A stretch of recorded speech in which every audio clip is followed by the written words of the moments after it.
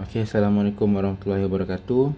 So, ni adalah video untuk soalan example bagi chapter DC Chopper untuk kod khusus EPO 359. Okay, so awak dah tengok video lecture video berkenaan dengan derivation and also formulation untuk DC Chopper. Jadi harapnya awak dah boleh beza lah circuit buck tu macam mana, boost macam mana dan juga buck boost macam mana. Okay, so dalam video ni kita nak tengok berkenaan dengan soalan-soalan ataupun contoh soalan lah. Okay, sebelum kita pergi kepada soalan, sebelum kita pergi pada soalan, saya dah mention dalam video yang lepas, untuk soalan DC Chopper, dia ada dua jenis soalan. Okay, soalan pertama jenis soalan direct, iaitu soalan yang dia bagi semua nilai dekat circuit and dia suruh awak kira. Okay, itu soalan pertama lah, jenis pertama. Soalan jenis kedua, okay, dia suruh awak design. Okay, dia akan bagi spek circuit tersebut. Okay, so tapi spek circuit tersebut bukanlah in term of nilai kapasitor berapa, induktor berapa. Okay, dia akan bagi contoh output berapa persen, output voltage ripple berapa persen. Okay, jadi daripada tu awak kena buat reverse calculation, yang mana untuk reverse calculation tu biasanya awak kena cari nilai induktor, okay, nilai kapasitor, Vout, Vin, duty cycle dan switching frequency. Okay, so bila ada semua tu, complete lah awak punya circuit design. Okay, so kita akan tengoklah jenis-jenis soalan tu, yang dua jenis tu dalam example yang saya akan tunjukkan ni. Okay, so example yang saya tunjuk ni saya ambil daripada nota slide saja. Okay, so dalam slide dah ada solution, tapi mungkin dia tunjuk solution tapi tiada explanation lah kan. So untuk example 1 kita tengok a buck converter is supplied from a 50 volt battery source given L ataupun inductor is equal to 400 microhenry, capacitor 100 microfarad, resistance 20 ohm, switching frequency 20 kHz and duty cycle 0.4. Okay, so seperti biasa kalau saya biasanya kalau saya ajar, saya takkan suruh awak tengok lagi soalan 1 Roman, 2 Roman, 3 Roman, 4 Roman, 5 Roman ni. Okay, so daripada ayat soalan ni awak kena buat analisis dulu. Okay, that's why saya kata kat sini step 1, read question carefully and highlight important information. Okay, so step 1 ni tak kisahlah soalan tu chapter berapa pun, awak kena buat yang ni. Okay, soalan yang kedua, identify the type of DC chopper yang dimention dekat dalam soalan.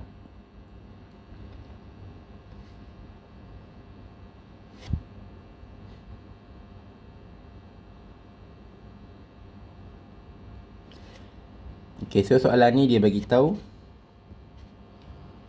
a buck converter. Okay, dia bagi tahu buck converter. Okay, kalau dia tak sebut buck converter, awak boleh tengok daripada spek Vout dengan Vin ke. Okay, so kalau Vout is lower than Vin, maknanya output lebih rendah daripada input, maksudnya dia step down. So kalau step down, dia ada buck converter lah. Okay, kalau output lebih tinggi daripada input, dia step up, maka dia adalah boost converter. Okay, biasanya kalau soalan, contoh soalan final exam sebelum-sebelum ni, dia takkan sebut jenis converter ni. Dia akan bagi spek dan awak sendiri kena nilai lah sama ada dia buck ataupun boost. Okay, kecuali untuk buck boost biasanya dia akan mention, sebab buck boost ni dia boleh buat dua-dua. Okay, then awak dah kenal pasti semua tu, information pun dah highlight, barulah boleh jawab soalan. Okay, so soalan pertama dia tanya berkenaan dengan nilai output voltage. Okay, dia tanya the output voltage, dia minta jawapan dia, nilai dia. Okay, so for a buck converter, Vout is equal to Vin darab dengan duty cycle. Okay, so directly guna information yang diberi, masukkan dalam formula dan jawab.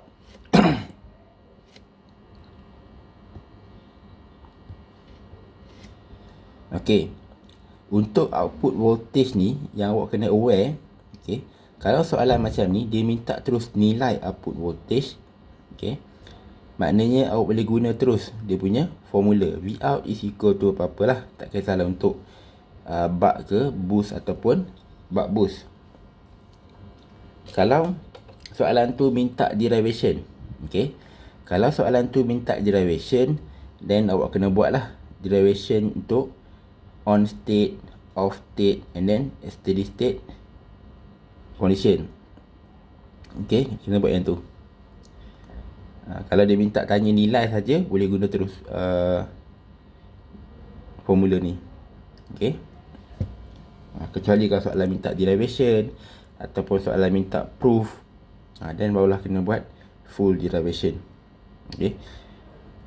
So derivation untuk DC chopper biasanya yang bahagian Vout saja. Yang lain memang awak ingat je dia punya formula. Okay, itu untuk the output voltage value lah. Okay. And then soalan nombor 2, rule Roman, dia minta maximum inductor current dan juga minimum inductor current. Okay.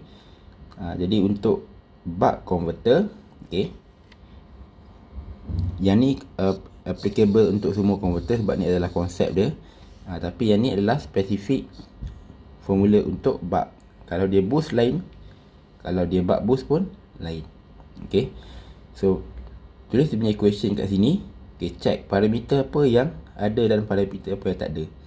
Kalau ada semua, okay, boleh substitute the value and kira jawapan ni lah. So untuk IL max kita dapat 1.75 ampere. Untuk IL min, kalau tadi plus, yang ni dia minus. Okay, so we have all the value, so you substitute the value into the equation and you will get 0.25 ampere.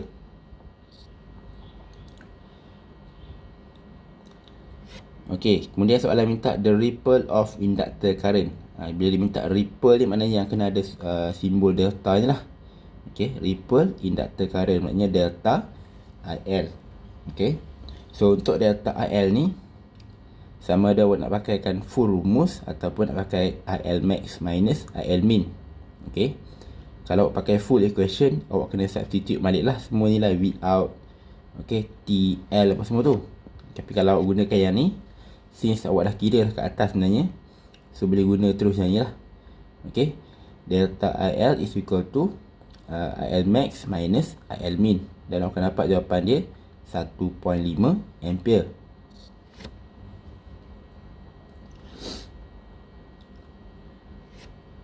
Okay, kemudian dia tanya pula satu lagi, the output ripple. Okay, the output ripple. Biasanya kalau disebut the output ripple ni, dia tak sebut current ataupun voltage, dia always refer to voltage, iaitu delta Vout lah. Sebab ada ripple ni, dia ada delta. Okay, kalau dia tak mention apa benda, maknanya dia refer to voltage. Okay. Okay, so untuk delta Vout untuk buck, okay, so dia adalah rumus dia. Okay, check, tengok ada tak parameter yang tidak ada value. Okay, so kalau semua ada value, substitute into the equation and then kira lah. So akan dapat 0.09375 volt. Okay, so disebabkan ni adalah delta Vout, maka dia ada unit dia volt. Okay, so kemudian dia minta ripple factor. Kalau ripple factor, dia R ni dia sama juga dengan delta Vout over Vout. Okay, basically dia dalam rumus ni, cuma awak buang dia punya Vout ni. Okay, sebab dia delta Vout over Vout, bawa turun ke bawah kan, dia akan dapat R. Okay, so basically dia adalah equation yang hampir sama, cuma awak buang nilai Vout kat depan ni. Okay, kemudian resubstitute and multiply by 100%. Okay, so akan dapat jawapan awak 0.46875%.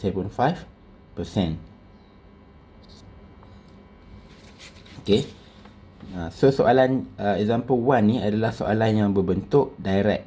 Okay, soalan yang berbentuk direct sebab dia dah bagi dah parameter-parameter pada circuit.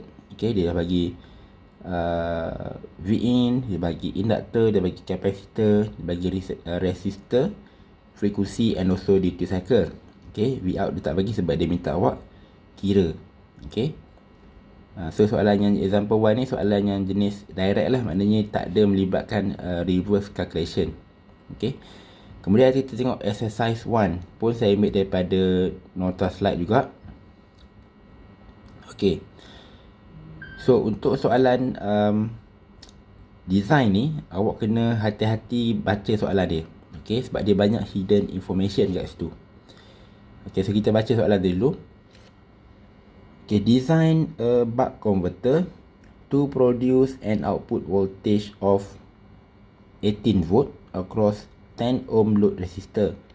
The output voltage ripple must not be exceed 0.5%. The DC supply is 48 volt. Okay, and designed for continuous inductor current. Assuming switching frequency is 40 kHz, inductor 25% larger than the minimum. Okay, so kat sini dia total dia ada berapa information semua. Okay, kalau ikut syllabus dia ada sampai 7, tapi sebenarnya dia ada sampai 8 lah. Okay, sebab satu lagi ialah jenis converter. Okay, jenis converter kat sini dia dah mention. Okay, so dia mention maknanya saya assume ni adalah direct information lah, jadi tak ada information yang awak kena analyze kat ni, sebabnya dia bagi tahu direct buck. Okay, so macam biasa, step 1, read question carefully and extract all important information. Okay, so kita tengok information apa yang ada dalam soalan ni. Pertama sekali dia kata circuit ni produce an output voltage of 18 volt. Okay, maknanya Vout ialah 18 volt across a 10 ohm resistor. Jadi load dia ada R yang bernilai 10 ohm. Okay, yang ketiga, the output voltage ripple must not be exceed 0.5%. Okay, so dekat sini awak kena hati-hati lah. Okay, dia bagi the output voltage ripple. Okay, kalau kita baca ayat dia macam kita faham, dia sebut delta Vout. Okay, kalau dia sebut delta Vout, nilai yang dia bagi kena ada unit volt. Tapi instead sekarang ni dia bagi unit dia persen. Okay, unit dia persen. Maknanya kalau unit dia persen ni, dia sebenarnya dia bagi nilai R. Okay, dia bagi ripple factor. So kena hati-hati. So the output voltage ripple must not be exceed 0.5%. Okay, kat sini dia bagi 0.5%. Dia tak sebut pun 0.5 volt ke apa, dia bagi 0.5%. Bermakna dia merujuk kepada ripple factor untuk voltage. Okay, so R kecil ataupun ripple factor bersamaan dengan less than or equal to 0.5%. Okay, sebab apa kena letak simbol less than or equal to 0.5%? Sebab ada perkataan not be exceed ataupun not exceed. Okay, tidak melebihi. Okay, so tidak melebihi 0.5%, which mean that 0.5% ke bawah tu dia consider still valid lah. Okay, jadi ayat-ayat macam ni kena hati-hatilah sebab dia membawa maksud serta-serta simbol not be exceed, less than, equal, more than. Okay, okay, itu adalah information nombor 3. Okay, banyak hidden kat sini. So the DC supply is 48 volt. Okay, maknanya Vin ialah 48 volt. Okay, kemudian kita skip dulu ni. Switching frequency is 40 kHz. So dia punya frekuensi ialah 40 kHz. Okay, inductor. Inductor punya size ialah 25% larger than the minimum. Okay. So maknanya L dia sama dengan 125% darab L min, sebab dia kata L dia ialah 25% larger than minimum. Okay. Sama ada ambil 125% darab dengan L min ataupun 1.25 darab dengan L min. Okay. Itu adalah saiz induktor dia. Okay. Kemudian soalan ni kata design for continuous inductor current. Okay. Ini bukan sekadar ayat saja. Bila disebut continuous inductor current, dia membawa maksud RL min must be greater than 0 lah. Okay. RL min must be greater than 0. Okay. So tapi dia dah kereta dah kat sini. Okay. Dia dah kereta dah dekat induktor punya size ni. Sebab dia kata induktor ni mesti lebih besar daripada minimum. Okay. So secara automatiknya, bila saiz induktor lebih besar daripada minimum, dia akan jadi continuous inductor current lah. Okay. So bahagian ni selalunya student akan tersilap interpret dia punya data. Mungkin in term of macam ni lah, perkataan not exceed. Okay. Mungkin dia buat some less than sahaja. Okay. Ataupun not more than, not exceed, not more than, dia adalah benda yang sama lah. Okay. Okay, tengok kat sini. Note, for a design type question. Okay, question macam ni lah. Normally, the answer are the value of components and the parameter involved in a DC chopper. Okay. Contohnya seperti nilai kapasitor, nilai induktor, nilai duty cycle, V out, V in. Okay. Dan juga etc. Masuklah switching frequency dan sebagainya. Okay. So the final answer for this type of question adalah awak kena buat dia punya circuit. Okay. Letak dia punya komponen-komponen and label dia punya value. Okay. Itu adalah final answer dia. Okay. Sebab kalau tengok soalan ni pun, dia kata design saja, dia tak beritahu pun kira apa. Okay. So maknanya untuk soalan design ni, awak kena kira all the parameter kat dalam DC chopper. Okay. Especially dia punya value of component. Okay. Nilai L dan juga nilai C. Okay. So kita tengok solution dia. Okay. So soalan ni adalah soalan berkaitan dengan buck chopper. Okay, so daripada nilai V out dan juga V in, awak boleh dapat nilai duty cycle. Okay, boleh dapat nilai duty cycle. So masukkan dalam equation, carilah unknown ni D. Okay, so akan dapat duty cycle ialah 0.375 ataupun 3/8 in term of fraction. Okay, so kat sini ada satu tips. Okay, if the obtained duty cycle has infinite decimal places. Okay, maksudnya kalau lah awak dapat D ni 0.3756890 apa semua. Okay, dia panjang tak berhenti kan. Tinggalkan dia dalam bentuk fraction. Okay, gunakan nilai pecahan. Jangan gunakan nilai D ni. Okay, sebab D nanti awak nak guna kat dalam equation yang lain. Takut dia akan effect dia punya accuracy. Okay. Okay, duty cycle dah dapat. Kemudian kita fokus untuk cari nilai capacitor and inductor. Okay. Okay, tips dia macam mana nak cari nilai C dan juga nilai L. Biasanya ni awak kena buat reverse calculation. Okay, biasanya ni awak kena buat reverse calculation. So tips dia, use equation that contain single terms C ataupun L. Okay, where you need to perform reverse calculation. So daripada banyak-banyak equation dekat dalam chopper ni, kalau soalan ni pasal buck, okay, kita tengok equation yang dekat dalam buck chopper. Okay, daripada mana untuk kita dapatkan L dan juga C. Okay, kalau awak tak ada nilai L dan C, okey, jangan cari equation yang ada sebutan L dan C sebab awak ada dua unknown kat situ. Okey, cari satu equation yang ada satu saja unknown, sama ada C ataupun L. Okey. So based on this equation, okey, kita boleh kira nilai L dulu. Okey, kita boleh kira L dulu sebab dia beritahu kat sini nilai induktor adalah 25% larger than minimum induktor. So kita cuba tengok apa equation untuk minimum induktor ni.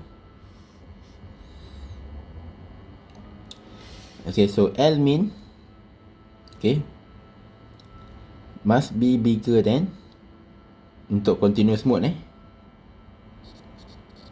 okay, L min must be bigger than 1 minus duty cycle darab time darab dengan R over 2. Okay, check. Duty cycle dah kira tadi. Time dia dapat daripada frekuensi, R dia dah bagi. Okay, so maknanya semua value ada. So boleh substitute the value. Awak akan dapat dia punya L min ialah 78.125 micro Henry. Okay, so from the given information, dia kata L is equal to 1.25 darab dengan L min lah, ataupun 25% larger than L min. Jadi boleh ambil L sama dengan 1.25 darab dengan 78.125. Jadi nilai L dia awak akan dapat 97.6563 micro Henry. Okay, so dah dapat dah nilai L.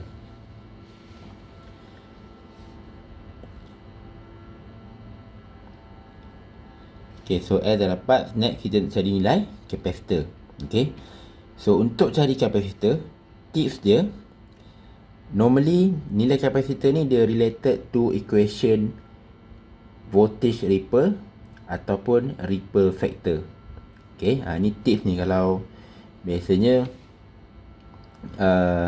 saya biar budak buat latihan tu baru dia keluarkan dengan conclusion, tapi ni saya bagi terus lah.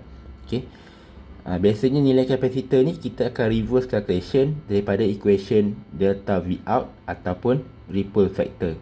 Okay, tak kisahlah dia buck ke, dia boost ke, ataupun dia buck boost. Okay, cuma kena hati-hati dekat dia punya information yang dia bagilah. Okay, so given ripple factor is not exceed 0.5%. Jadi kat sini kita letak simbol less or equal to 0.5%. Okay, so masukkan rumus ripple factor tadi, 1 minus D darab dengan T square over 8 CL. Okay, maknanya D dah ada, time dah ada, okay, L dah ada, C tak tahu. Okay, tak apa, C tak tahu tak apa. Okay, darab dengan 100% and letak kat sini less than 0.5%. Okay, so bila awak masuk dalam equation ni, okay, memang C awak tak tahu. So C awak bawa naik ke atas di sebelah kanan.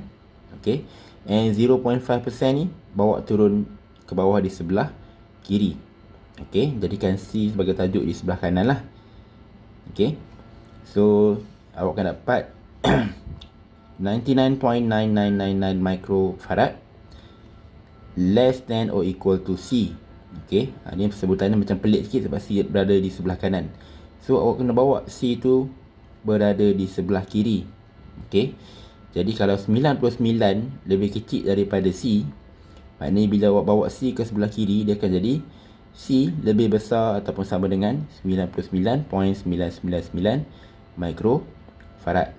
Okay, jadi simbol punya manipulation macam ni saya harap awak dah mahir, sebab benda ni dah ada dalam kalkulus ataupun matematik kat sekolah dulu pun dah ajar macam mana nak bawa kiri kanan, kanan kiri. Okay, so nilai C pun dah dapat. Okay, so the final answer bila awak dah ada nilai L dengan C, okay, biasanya awak kena lukis dia punya circuit. Okay, and label the value of input voltage, output voltage, duty cycle, nilai induktor dan juga nilai kapasitor. Okay, buat dia punya gambar circuit kat sini. Okay, so yang ni saya sengaja tak buat sebab saya tinggal untuk awak. Okay, untuk test pemahaman awak. Okay, yang awak belajar macam mana nak